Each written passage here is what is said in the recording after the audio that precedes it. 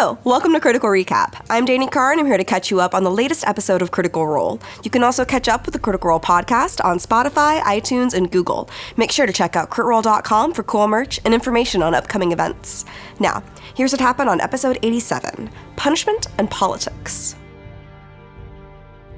Initiative is immediate as the Mighty Nein launch directly into combat with the monstrous form of OBANN the Punished. Armed with magical darkness and inky whips that can pull a person into its mouth to be swallowed, this new version of OBANN is formidable and terrifying. Its storm of biting shadow causes heavy necrotic damage and weakens those affected. Caleb ends up swallowed, but turns into an ape to break out. Clay gets swallowed and Beau gets knocked unconscious, but Yasha carries her away from the fight. Ford nearly kills it, but on its last legs, it casts another storm, knocking Jester unconscious as well. But it is the Kitageist, who stuck around to help fight her former master, that gets the finishing move. Say it. Yes! Say it. Say it. Say it. Say it. How do I want to do this?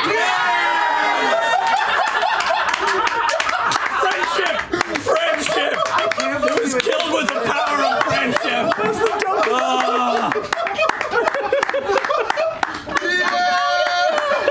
As soon as Clay is freed, he mass heals everyone, saving Beau and Jester. He also offers a hug and a heal to the Kitageist, who declines and vanishes. Everyone is worried about Pumat, so they forego arrest and head back up the stairs and through the chantry. A soldier finds them and leads them back into the cathedral, where they find lots of dead demons and many soldiers cleaning up. They're led to Pumat's soul, who is alive but barely. Noct gives him a healing potion, and he describes his fight of killing the demons and destroying the abyssal anchor to stop more from coming. Marshal Ishmara, a tough half-elven woman and the leader of the Righteous Brand, approaches and tells the Nine that they're under her watch and are not to leave. She tells them the Kreen pulled back half an hour ago. They tell her about the ritual downstairs, and Ford approaches the ashen statue of the Laughing Hand. As soon as you touch it, the body Oops. scatters into ash, leaving this pile and trail. Let the winds take you to your place of rest. That's real deep. I hope somebody got the picture. Somebody took a picture, right? Did you just think of that? Yeah, I mean, it just came to me on the winds. Ford checks on Caleb, who recognizes no one but is deeply on edge. The Marshal takes them to the Shimmer Ward and inside Ungebrock Castle to a holding room, leaving 2 guards to watch them. The party gets more healing from Clay and discuss what to tell the Prime Arbiter and what to hold back. They talk with Yasha about what she remembers and fill her in on some of what they have been up to, including Ford's new voice. Caleb is stressed, and Jester reminds him that they are here for him. The Marshal comes to collect them, forcing them to leave their weapons behind. They are led to the throne room, where they are met with several heads of state, including King Dwindle and Prime Arbiter Sidnock Truscan. Alora and Ormond Haas are in attendance, along with Martinet Ludinus Deleth and Trindicathon. Alora introduces them and says that they were the ones who uncovered the cult of the Angel of Irons. Beau explains the abyssal rifts in both the Empire and Jorhas and the cult's activities. She names Vince as an operative, and a shocked Ludinus Deleth attempts to message him but is ignored. Alora states that the Council of Tal'Dorei reached out to the Bright Queen, who called off the Kreen attack to help the Nine. This makes the king both enraged and suspicious, and Beau explains that the best way to understand your enemy is to get close.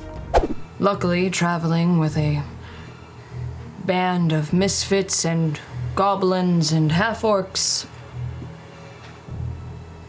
and Caduceus.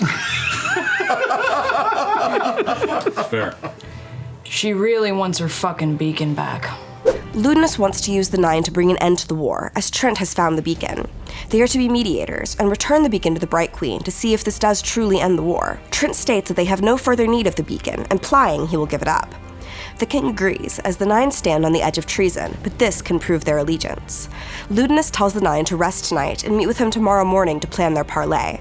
As they are led to their lodgings, Trent also comes up to speak with the Nine.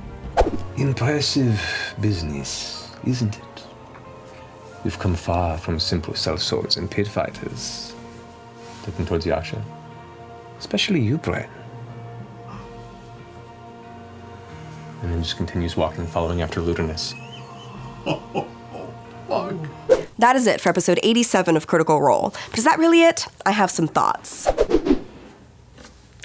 Holy shit, y'all! OBANN is now officially dead, but the most intense part of that episode was dealing with bureaucracy. Thank goodness for BEAU, and the fact that the Mighty Nein have rightness on their side. I appreciate that everyone is ready to throw hands with Trent Ickathon for Caleb's sake. It is not good that he recognizes him as Bren. They're in heavy danger here with Trent around, and who is to say that the Bright Queen will even accept the meeting, or ever trust them again, or that the Cerberus Assembly isn't planning something horrible. Hey, at least they're level 11 now. That should help, right? Oh, Mighty Nein. Anyway, catch episode 88 on Thursday, December 12th at 7 p.m. Pacific on twitch.tv/Critical Role or a week later on our podcast, and stay tuned to critroll.com for all the latest updates. Hey y'all! Thank you so much for watching this episode of Critical Recap. Make sure to like and subscribe, and don't forget to hit that little bell to get notifications on this and all our amazing uploads here at Critical Role. We love you!